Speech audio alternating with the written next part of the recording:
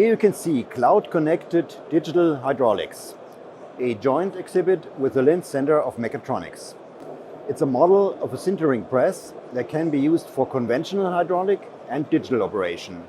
The digital mode achieves higher control accuracy and saves energy. The sensor signals used are provided by an IO-Link master parallel to processing in the local control system and via the OPC-UA standard protocol. This second path transfers the data to a cloud platform where it can be used for system monitoring and maintenance planning.